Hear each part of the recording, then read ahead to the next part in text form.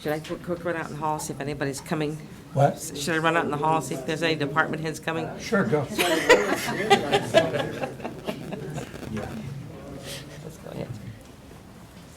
Get started. Good morning. Treasurer, would you lead us in the Pledge of Allegiance, please? Pledge allegiance to the flag of the United States of America and to the republic for which it stands, one nation, under God, indivisible, with liberty and justice for all.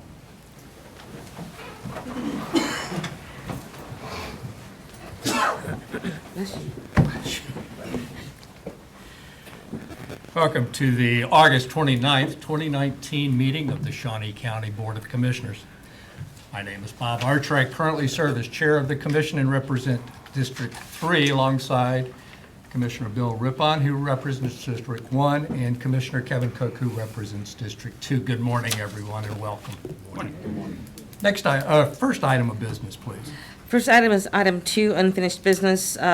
Consider approval of request to solicit bids for the treatment of the invasive aquatic plant Eurasian water milfoil in Lake Shawnee at an estimated cost of $130,000 with funding from the 2019 operating budget. This is an item that has been deferred from August 19th. Morning, Commissioners. Jeremy Myers, Parks and Recreation. We are here to present on the water milfoil issue over at Lake Shawnee. I do have a brief presentation that I put together for our advisory board and the open public for on Tuesday that we had last the 27th. So I'll run through this real quick, and then I'd also invite Terry Roberts, our Parks and Rec Board Chair, to present as well. So what we have here is Lake Shawnee. It is a 410-acre multi-purpose lake. We do have a lot of activities outside of the lake, but we're here to focus on what goes on the lake and our water milfoil in the lake as well. So we do have boaters, fishermen, both on the lake and fishermen that are off on the shore as well. So we have Lake Shawnee, the Adventure Cove activities. We have a boat, ski, yacht club that happens over on Lake Shawnee. So a lot of users take place on our lake. And we're very fortunate to have this lake and, be inclusive to all that come to Lake Shawnee. So we're here to talk about Eurasian water milfoil. What is Eurasian water milfoil? It is a national invasive species that is submerged about 10 to 20 feet off shoreline, can quickly form thick mats in shallow areas, and also can interfere with recreational activities. Eurasian water milfoil Lake Shawnee is introduced around 2010, 2011. We treated the whole lake in 2012 and 2016, and we treated it with Solar Genesis aquatic herbicide. What's our responsibility as a county is to control the invasive species.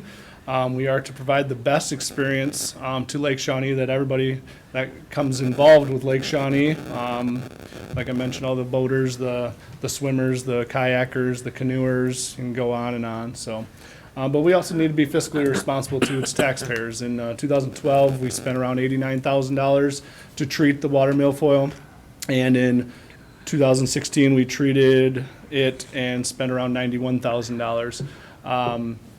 And 2018, we did some spot treatment at around $5,400. So some of our options that we presented is to control with the Solar Genesis aquatic herbicide recommended by the KDWPT.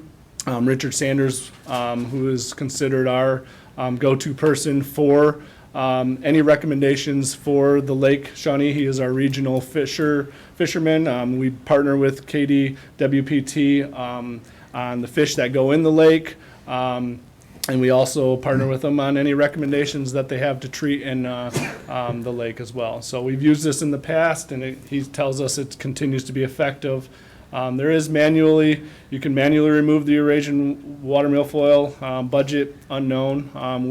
We feel it could be very high because once you get it going and you don't get all the fragments of the water milfoil, it may spread, and it spreads rapidly. So can control with Navigate. This is a more expensive product. It's a granular treatment and stays in place better. So there's other options potentially out there that scientists are working on probably daily. So here's some of what water milfoil in our Lake Shawnee actually looks like. Here's next to Adventure Cove prior to opening this spring. More Adventure Cove, more Adventure Cove, and then last week I took a picture of on the north side, just outside of our office. It's right in here, this area, built in there, and on the south side by the fishing or the boat launch right there as well. There's some coves has it as well. And then, like I said, we had Richard Sanders come in and answer any and all questions to our public and to our advisory board. And I would like to bring up Terry Roberts for a comment as well.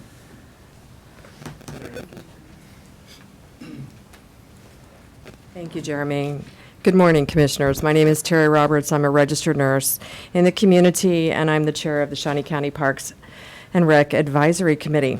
We did meet on Tuesday night, and we had a presentation. Jeremy just described it for you. We did indicate that he should present it to you as well. And we had the opportunity to ask of the official, Richard Sanders, any question that we wanted. We also opened it up to the public for anybody to make comments at that time. Although we have public comment at the end of our meeting, we did because of the nature of the controversy surrounding the milfoil. When we did open it up for public comment, we had one long-time, well-informed fisherman from the public who spoke in opposition to the herbicide treatment. He had presented us with a good history about milfoil issues in the United States, what other folks have done about it, and the effectiveness. He was very passionate. He also followed up with an email to us that was probably twice as long as his presentation. So we've all received that as well. So we've acknowledged that publicly. He's been very polite. Staff reported also on an email that they had received from at least one boater who complained about not returning to the lake this summer or at the last part because of the milfoil. So, there's competing interests in the fishermen, the boaters, others who use the lake, the kayakers, the cove. The advisory committee, I felt like, had a vibrant discussion and raised issues regarding the safety of this herbicide to humans and fish. And Mr. Sanders was very forthcoming. Some of us had what we call the labeling of the Sonar Genesis aquatic herbicide that talks about it, what has been approved for publication. So we went over that in fairly significant detail related to humans and then related to fish. The reason that, and this is from Richard, the reason that they have recommended Sonar Genesis aquatic herbicide is it's slow acting. Okay, so slow acting means that it doesn't deplete, I want to say, the oxygen or the nitrogen, it's one of the ingredients, when it kills, so it has less of a fish kill. Okay, and that's one of the reasons that they have recommended, as well as its price and its effectiveness. So that we also had a conversation about, because they wanted to know, did it kill the fish? Well, currently it is such a slow acting that it doesn't remove what we call the nutrients, and so the fish don't die. The advisory committee recommends the adoption of the department's treatment proposal of Sonar Genesis aquatic herbicide for the milfoil in Lake Shawnee contained in agenda item number 2. Additionally, the advisory committee requested the following of the department. They were very receptive to follow up on this. The runoff from land around the lake, especially the golf course, be reviewed to determine if there are alternatives to mitigate the lake water getting the fertilizer from the runoff in what we call in terms of best practices. Are there some other things that they can do? Because it really is the fertilizer, it's the carbohydrates that get into the water that this milfoil really thrives on, okay? Can't live without it. Secondly, they want the department to at least explore the cost of manual removal of the milfoil, what companies are available to perform this service, and what is the anticipated cost for a lake the size of Lake Shawnee for consideration in the future. Before I leave, I want to thank the Topeka Capital Journal for their extensive public reporting on this milfoil species issue for the public. Thank you.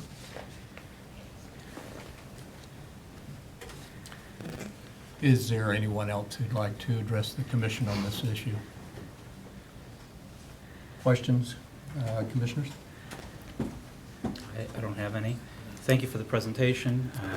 I think it is very informative, and thank you for taking the time to take this to the advisory board and allowing the advisory board the opportunity to give public comment, and that's what we expect from the advisory board. So,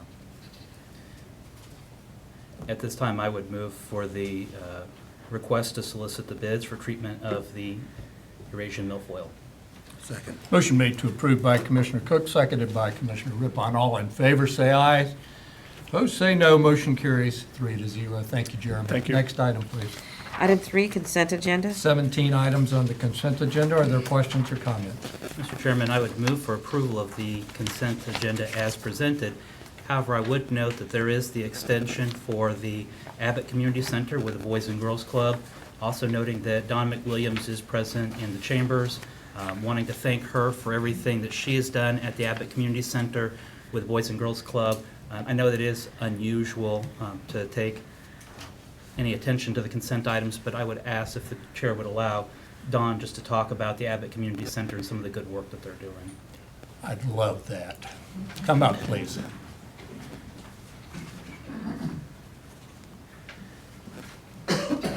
Good morning.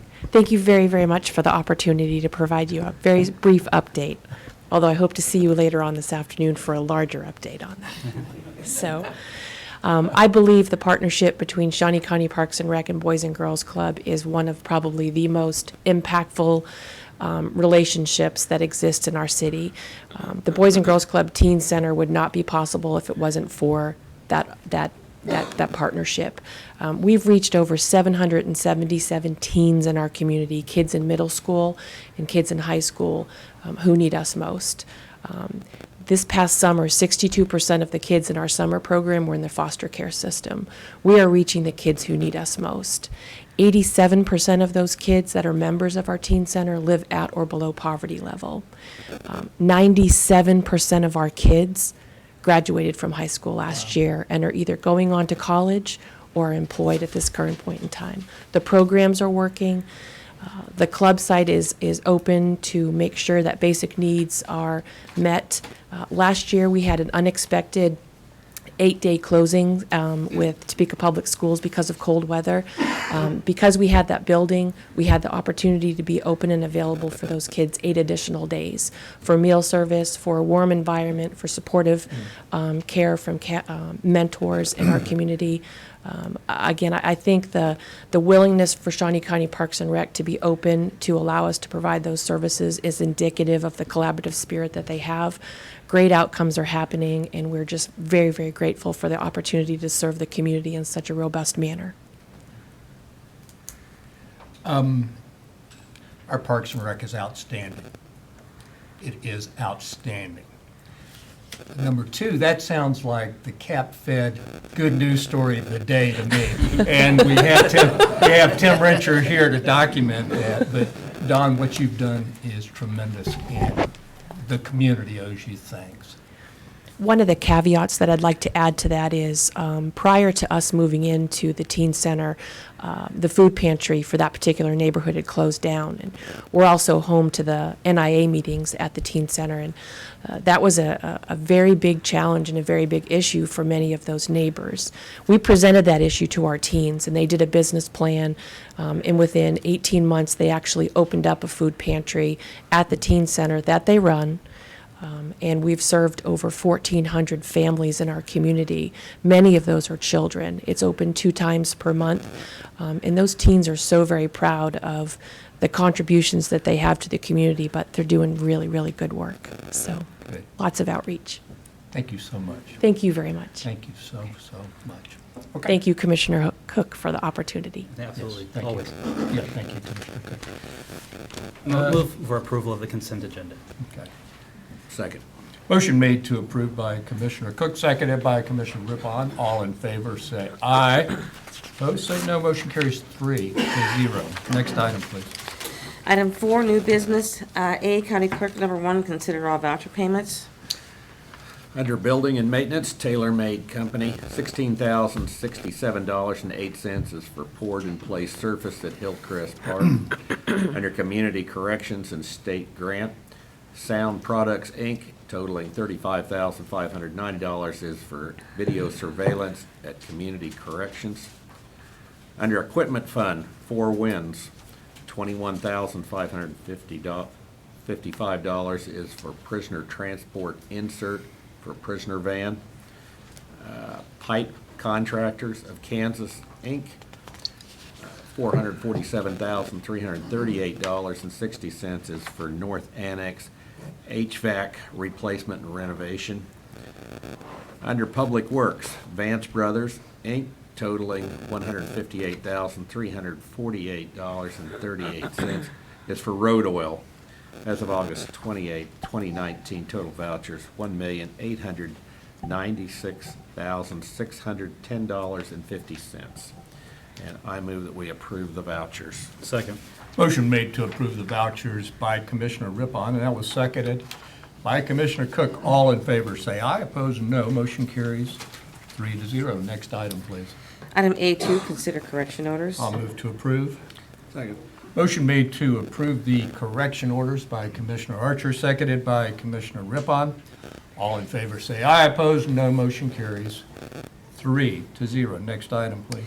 Item A3, consider approval of resolution number 2019-62, authorizing a temporary 2019 cereal malt beverage license to Junior League of Topeka to sell beer at the Lake Shawnee Sand Volleyball Courts located at 41st and West Edge Road in Topeka, Kansas on September 7th, 2019 for a special event.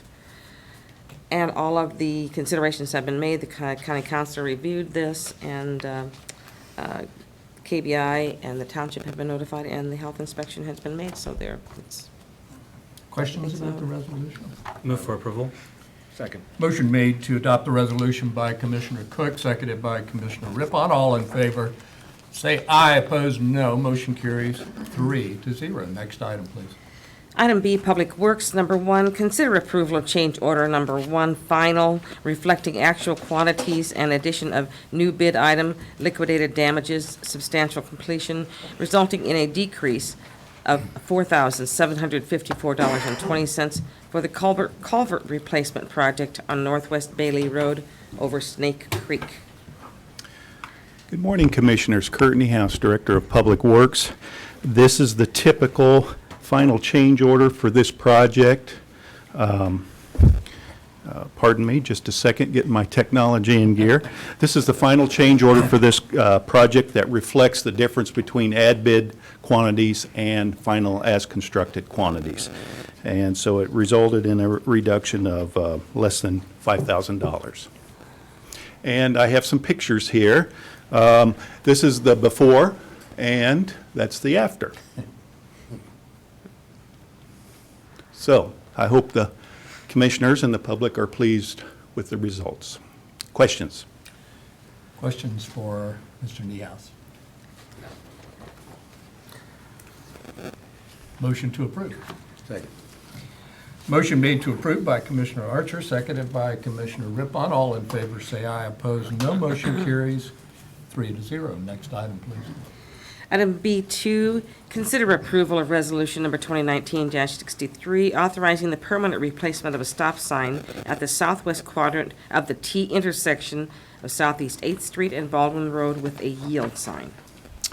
Good morning, Commissioners. Kurt Niehaus, Director of Public Works. What we have here is at the intersection of Baldwin Road and Southeast 8th Street. On the left side of the picture here, we have Croco Road. Hopefully that helps you put the location in perspective. Tecumseh Township has asked me to consider replacing the existing stop sign in the southwest quadrant of that T intersection with a yield sign. Now, if you look in the picture, up is to the north, and Baldwin Road connects with 6th Street on the north side, and at the south end of the project, or south end of the road, it ends in a cul-de-sac. There's 16 parcels that gain access from Baldwin Road. There's no crash history at this intersection. When I say there's no crash history, that means there's been no recorded crashes. And so it is my opinion that the substitution of a stop sign with a yield sign is appropriate. It meets the MUTCD, the 2009 edition. It meets all the requirements. So Public Works, County Engineer, myself is recommending approval of this resolution. Questions for Kurt? Yes, Commissioner Cook. This has come through the township. The township is responsible for the roadway and would be responsible for the placement of the sign. Our involvement is only as you, as the Public Works Director, being the final say. Correct. Okay. Thank you. So I would move to approve. Second. Motion made to approve by Commissioner Cook, seconded by Commissioner Rippon. All in favor say aye, opposed no. Motion carries 3-0. Next item, please. Item B3, consider authorization and execution of contract C 319-2019, an agreement with Monmouth Township for Shawnee County to create an additional job position entitled Monmouth Township Road Maintenance Worker, position number 2, at a salary including benefits of $52,312, with funding from the township's road maintenance mill levy, and to fill any vacancy as a result of filling this position. Kurt Eance, Director of Public Works. Yes, Monmouth Township is asking for a second dedicated road maintenance individual that would exclusively provide service in the maintenance of Monmouth Township roads only. Supervision would come from the county, not from Monmouth Township. 100% of the salary and fringe benefits would be paid by Monmouth Township. I see it as a win-win for both the township and the county, because obviously the township has another dedicated employee that can work on their roads, and that frees a position, a normal county road maintenance position, to work on county roads. I recommend approval. I move that we approve. Second. Motion made to approve the contract by Commissioner Rippon, seconded by Commissioner Cook. All in favor say aye, opposed no. Motion carries 3-0. Kurt, thank you. Thank you. Next item, please. Item C, corrections, number 1, consider authorization and execution of the following contracts between Shawnee County Community Corrections and Kansas Children's Service League for services during state fiscal year 2020 at no cost to Shawnee County. A, contract C 320-2019, memorandum of understanding to provide juvenile intake service, and B, contract C 321-2019, memorandum of understanding to provide the supporting school attendance program. Good morning, Commissioners. Brian Cole, Shawnee County Department of Corrections. This is a community corrections item. We're looking into two contracts with the Kansas Children's Service League regarding two mission-critical functions that we have in community corrections. One of those being to have a memorandum of understanding with for juvenile intake services. This is the one-stop shop, should I say, for law enforcement, that when they do have a juvenile in custody, they can take this individual to this assessment center, juvenile intake, and that's where they assess what level of custody and care for the juvenile. We have found this to be very vital, cost-saving, to find alternatives to detention, but also if the juvenile is of a risk to the community and dangerous crimes like that, they do come to us. So this is a very valuable relationship we have, and there is no cost to Shawnee County for this. This is just a continued memorandum of agreement.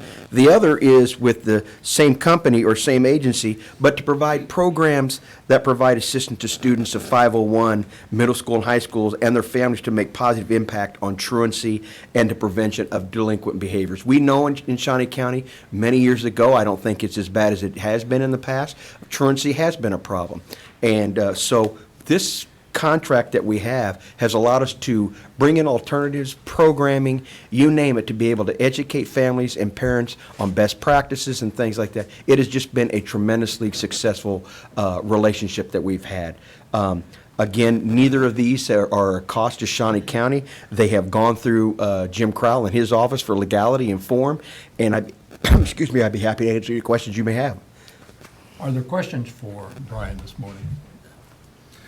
Move for approval. Second. Motion made to approve the contracts by Commissioner Cook, seconded by Commissioner Rippon. All in favor say aye, opposed no. Motion carries 3-0. Thank you very much. Thank you, Brian. Good job. Next item, please.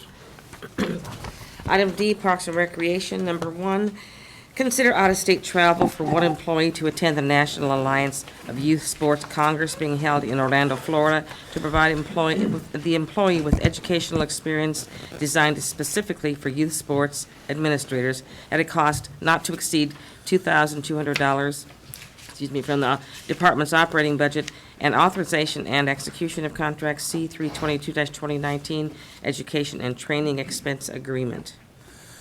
Good morning, Commissioners. Tim Laurent, Shawnee County Parks and Recreation Department. We do feel like this is a valuable learning experience for our youth sports supervisor. This is a 4-day comprehensive educational experience. This will be the second time that we've had a staff member attend this conference.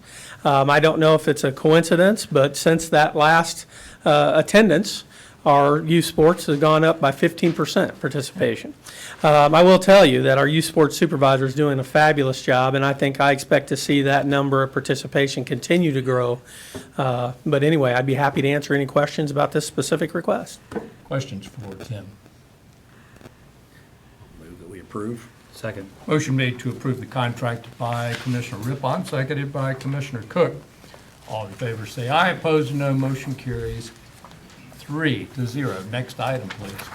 Item D2, consider approval of request to pay invoice from Diversified Metal Fabricators for various park amenities at a total cost of $10,302.50 with funding from the current Park Operation Division budget. Morning, Commissioners. Jeremy Myers, Parks and Recreation. This is to comply with the purchasing policy of an invoice that's over $10,000. We were not expecting the items to be shipped and invoiced together, so if you have any questions, I'd be happy to answer. Are there questions for Jeremy? I'll move to approve the request. Second. Motion made to approve by Commissioner Archer, seconded by Commissioner Rippon. All in favor say aye. Opposed, no. Motion carries 3-0. Next item, please.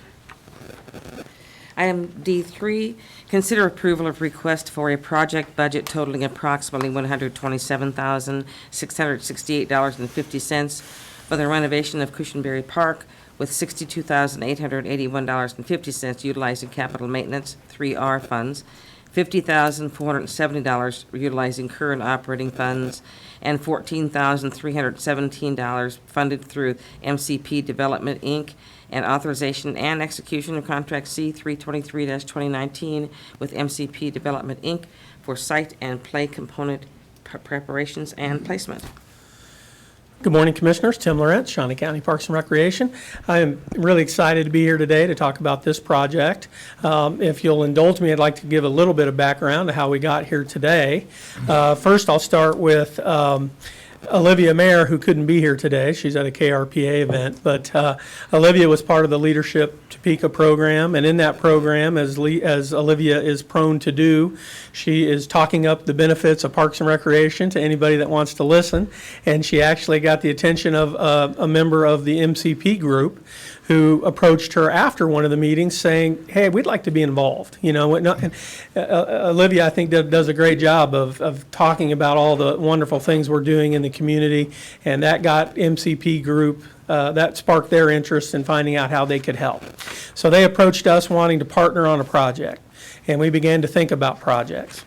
Earlier this month, our friends at Visit Topeka announced that they had brought in a national travel planners conference to Topeka, and that was in large part due to the African American heritage of Topeka and Shawnee County, and including Brown versus Board. And that got me thinking, and some of the staff, that wouldn't this be a great time to go in and do something that's probably long overdue and give Cushenberry Park, due to its proximity to Brown versus Board, a facelift. Go in. It's a beautiful park as it is, but there are things that need addressed there. So we reached out to MCP Group, and I do have some folks from MCP here, and I'll introduce them in a minute. But we reached out to them and asked them if they would be interested in doing something at Cushenberry, and the response was overwhelmingly positive. We met on site, we walked through the park, we did some brainstorming, we came up with this budget that we're presenting to you today. So we are asking that this budget be approved. We're also asking that a contract with MCP to do some of the work. And if you look through the budget, you'll notice that the amount of work that they're offering to do for us is a little over $14,000. That's money that the taxpayers won't pay. That is money that, I mean, that is their efforts that they're going to put into the project, which I think is amazing. I do have a brief presentation just to show you a little bit about some of the things. It's brief, but some of the things that we need to do there at Cushenberry. One of the items is to tear out and replace this basketball court. Believe me, that is a basketball court. It's hard to tell, but you can't see a goal back there. There's two. So we want to tear that out, replace it. Let's see. Here we go, maybe. Well, I'm going to have to get the keyboard out, I guess.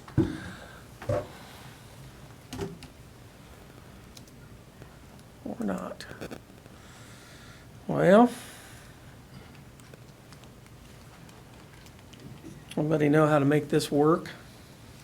Is that going to do it? Yeah, you got to show me how this works. Well, I need to flip the slide. My slide's not going to work here. No. Well, thank you.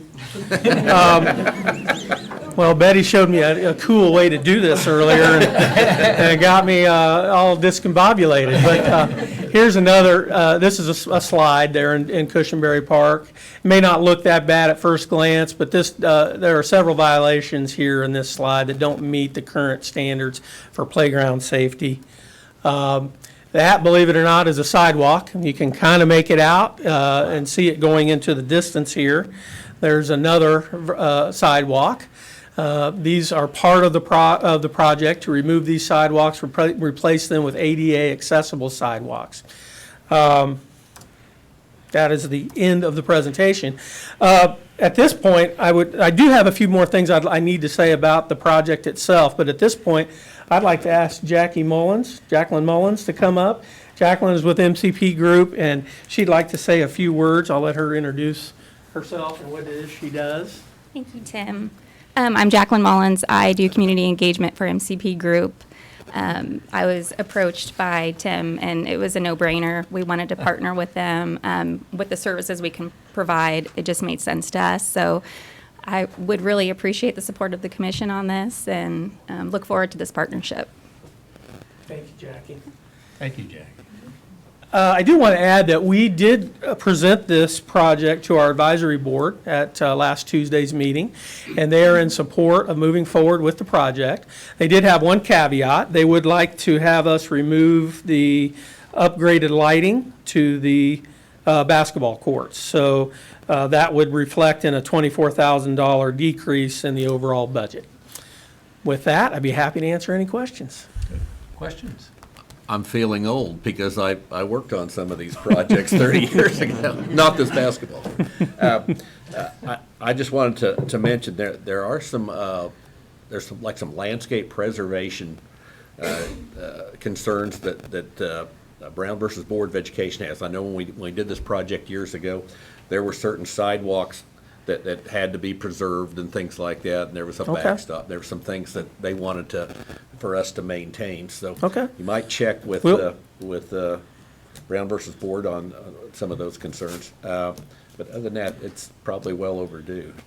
Well, I was cognizant of your involvement as I was giving this presentation, so I tried to be very, didn't want to, point any fingers. But thank you for that advice. We'll definitely reach out to Brown versus Board and make sure that they understand what it is we're trying to do, and that that they're a partner in this. Okay, very good. Commissioner Cook? How'd the buffalo get down there? Okay. There used to be a vocational school in East Topeka, and their mascot was the buffaloes, and that buffalo was at that facility.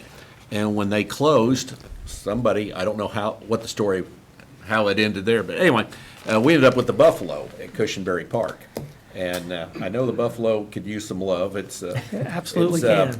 It's in rough shape, and but now that we have a new Washburn Tech over there, I don't know. Maybe we should move the buffalo over there. I will tell you, we didn't include the buffalo as part of this project, but we have talked about it at length. I think that would be sort of a next phase where we could, if we decide to leave it in Cushenberry Park, a next phase where we get some input from some artists, maybe do an RFP for artists to come in and renovate that Buffalo. I could see some interpretive signage there explaining what Commissioner Rippon just talked about, some landscaping. So I think we have a real jewel there that we probably need to dress up. Very good, very good. Very happy to see this project underway, and thank you, MCP, for all of your involvement and work that you're doing in the community as well. So I'd move for approval of the contract. Second. Motion made to approve the contract by Commissioner Cook, seconded by Commissioner Rippon. All in favor say aye, opposed say no. Motion carries 3-0. Thank you for your leadership in Thank you, this, sir. Tim. It's recognized and appreciated. Next item, please. Item E, solid waste. Number 1, consider approval of request to reject bid for the purchase of 1 container rotator truck and defer this purchase until fiscal year 2020. Good morning, Commissioners. Bill Sutton, Solid Waste. Earlier this year in April, the department came before the board requesting to seek quotations for our annual vehicle purchases. And what we have before you is a package of some hard work done by my predecessor, and he did good work. And he deferred this till I came on board, so he would not have to give this, obviously. The first item is we want to reject the bid for our container rotator truck. This particular truck is what delivers the 2 to 8 yard commercial containers in tight spaces. We asked for a specific specification of it being able to rotate 360 degrees. The 2 bids that we received did not meet that specification, so we'd like to reject the bid and defer till next year's purchase. I'll move to approve that request. Second. Motion made to approve by Commissioner Archer, seconded by Commissioner Rippon. All in favor say aye, opposed no. Motion carries 3-0. Next item, please. Item E2, consider approval of request to award bid to Truck Component Services for the purchase of 1 roll-off truck at a cost of $109,685, including trade-in allowance, with funding from the 2019 Solid Waste Fund. Good morning, Commissioners. Bill Sutton, Solid Waste. We are seeking approval to award the bid for 1 roll-off truck. 3 vendors submitted a total of 10 bids. We're receiving a $55,000 trade-in allowance. This purchase will be 100% user fee funded with no expenses to the taxpayers. Questions? Move for approval. Second. Motion made to approve by Commissioner Cook, seconded by Commissioner Rippon. All in favor say aye, opposed no. Motion carries 3-0. Next item, please. Item E3, consider approval of request to award bids to Elliott Equipment with funding from the 2019 Solid Waste Fund for the following. Excuse me. A, 3 front-loader garbage trucks at a total cost of $594,091, including trade-in allowance. And B, 3 rear-loader garbage trucks at a total cost of $416,879, including trade-in allowance. Good morning, Commissioners. Bill Sutton, Solid Waste. The front loader garbage trucks, those are what the commercial trucks are. We received 5 bids from 3 vendors. We will be going with the Elliott Company. Our trading allowance is $189,500 with a total expenditure of $594,000. This is 100% user fee funded with no expenses towards the taxpayers. The second is the rear load trucks, what typically is referred to as our residential trucks that people see out on the streets. In April, we thought we was going to be able to purchase 4. Our trading allowance did not come back as high as we anticipated, so we had to go with 3 trucks with the same unit price. Our trading allowance is $262,000, with the total price being $520,000. 100% user fee funded with no expenses towards the taxpayers. Questions? Questions? I move that we approve. Second. Motion made to approve by Commissioner Rippon, seconded by Commissioner Cook. All in favor say aye, opposed no. Motion carries 3-0. Next item, please. Item E4, consider approval of request to award bids to Shawnee Mission Ford with funding from the 2019 Solid Waste Fund for the following. one-half ton pickup truck at a cost of $29,358, and B, container maintenance tote truck at a cost of $37,510, including trade-in allowance. Good morning, Commissioners. Bill Sutton, Solid Waste. The half-ton pickup and item A, that will eventually replace one of the route supervisor trucks that gets used daily. 2 vendors submitted bids. We will be going with the lowest bid on this one. On item B, the container maintenance tote truck, that is the truck that actually goes out in the community towing trailers has the carts in it that we give out to our customers. One vendor submitted the bid, and we'll be going with the lowest bid on that as well. 100% user fee funded with no expenses for the taxpayers. Questions? I'll move to approve. Second. Motion made to approve by Commissioner Archer, seconded by Commissioner Rippon. All in favor, say aye. Opposed? No. Motion carries 3-0. Thank you, Commissioners. Thank you, Bill. Next item, please. Item F, Administrative Services. Number 1, update on revenues and expenditures for July 2019. Good morning, Betty Greiner, Director of Administrative Services. I'm here with the financial overview for July 31st of 2019, and we will begin with revenues. Our year-to-date revenue through July 31st total $93,854,920. The budget or the estimated for that exact same time period was $93,836,284. So we are $18,000 over our estimated budget. So that is about as close as you can get to your budgeted revenues. And I'll go through each category individually. This chart shows the different categories and how they make up the total. The first category is property tax. This category has not changed since last month because we did not have a tax distribution in July. We have received $77,090,770. That is $1,048,000 under budget, and that is, as we discussed before, because of tax exemptions. The next is other tax revenue. We received $8,918,915. That is $164,000 over budgeted amount, and that is from the highway tax that came in higher than expected. Charges for services, we received $3,758,550. That is $432,000 under budget, and that is pretty much all from Parks and Rec, but I will say that Parks and Rec, although they are under budget for this year, it is just about exactly the same as last year. And then other revenue is at $4,086,686.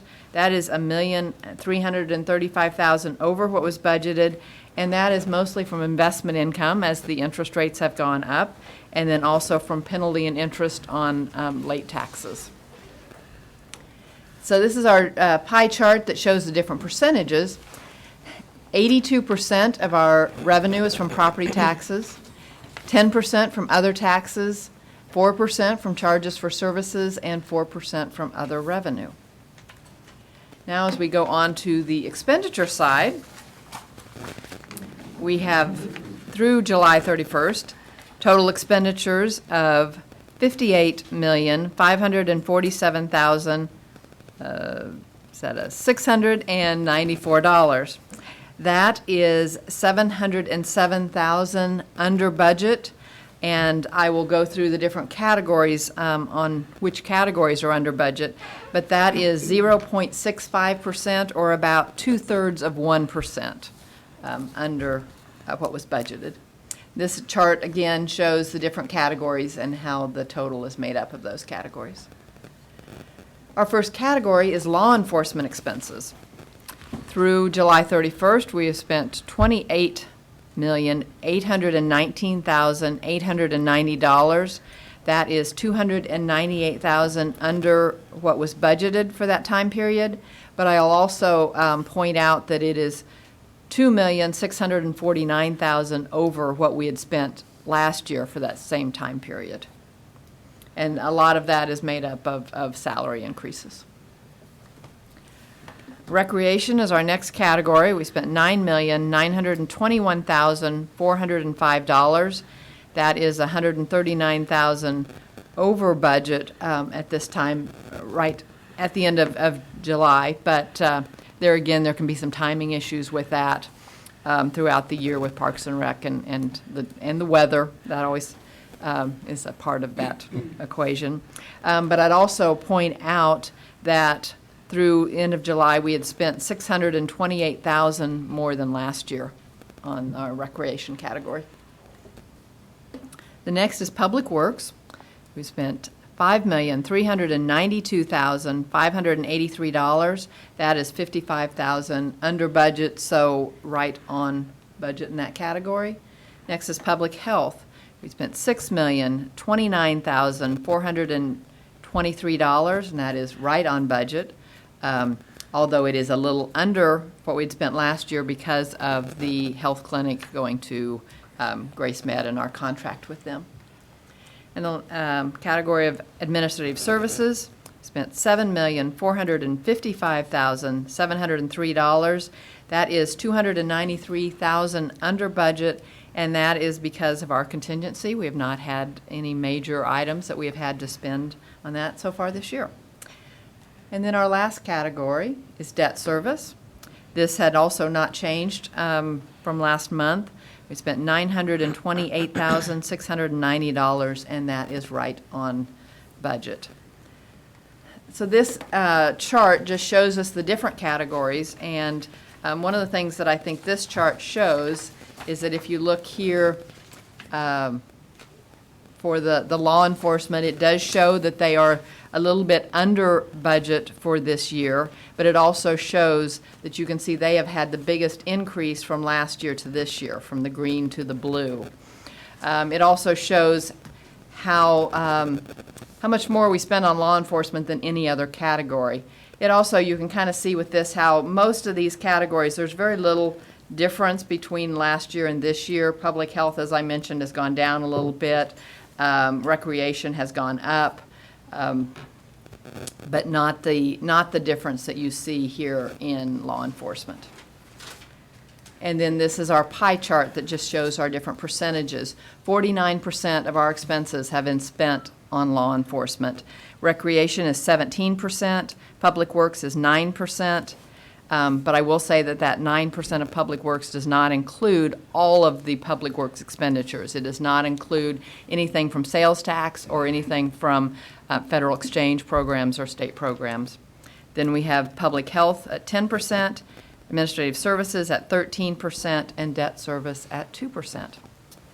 So I'll be happy to answer any questions you have. Questions for Betty? Commissioner Cook? You talked about the change in property tax income or revenue and the change in exemptions. I understand that one of the major exemptions that we're seeing recently is airplanes. So companies that own an airplane in Topeka, they can ask for that to be not considered, or? If it's considered business property, business personal property is considered exempt by state statute.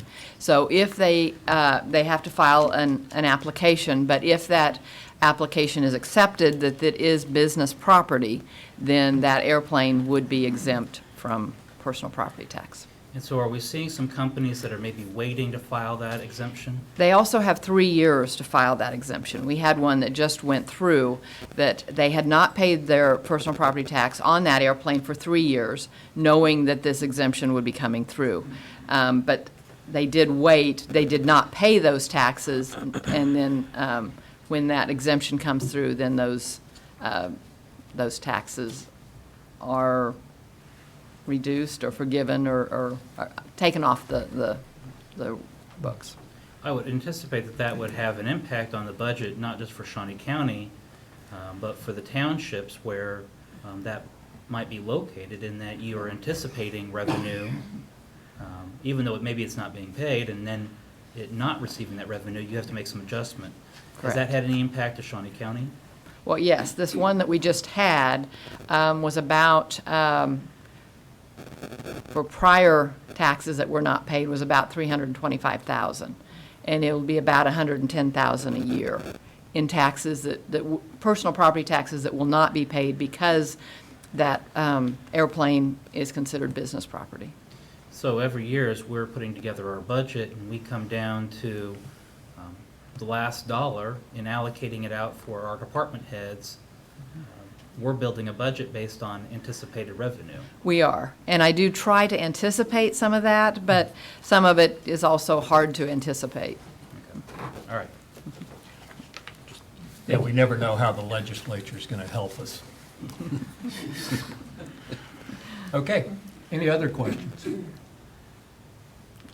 Thank you, Betty. Next item, please. Item 5, administrative communications. This is an opportunity for department heads, any member of public to address the commission.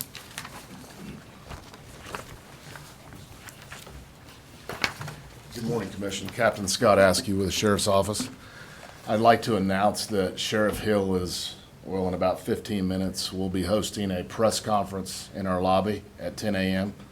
For the formation of Shawnee County Drug Enforcement Task Force.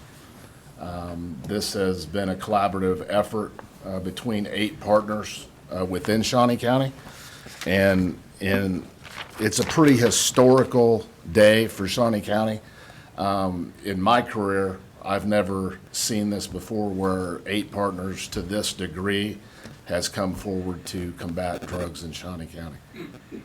So I'll stand for any questions. And Sheriff Hill is calling this together? He is, at 10 a.m.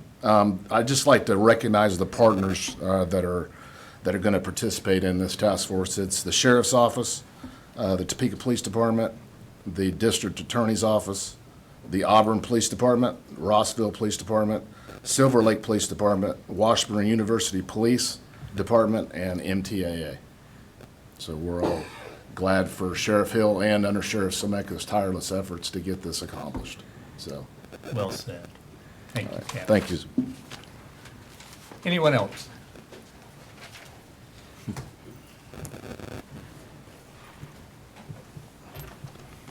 Courtney House, Director of Public Works. Monday, I attended a KDOT local consult meeting that took place here at the Capitol Plaza Hotel. It's one of many local consult meetings that will take place or has already taken place throughout the state. And I think it's related to planning for a future state highway program. 3 projects came up that are probably important to Shawnee County. Probably the most prevalent, the most talked about was the improvements to I-70 in downtown Topeka, the quote Polk Quincy Viaduct, which we should know is more than just a bridge replacement. It is a substantial realignment through downtown Topeka.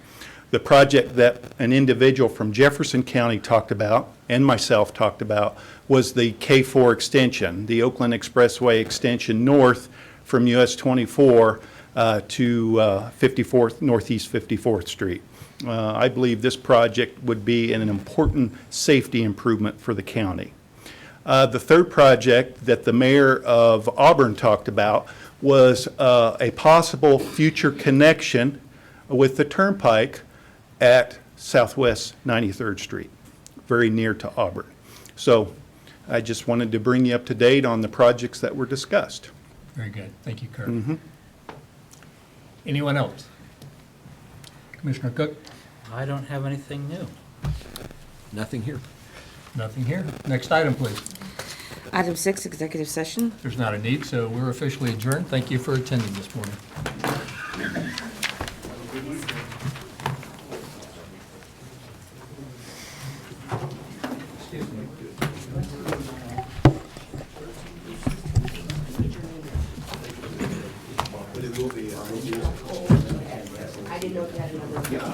Well, I'll ask you, do you need any 9-volt batteries? Got a stack of them in my office like you wouldn't believe. Yep. How you doing, sir?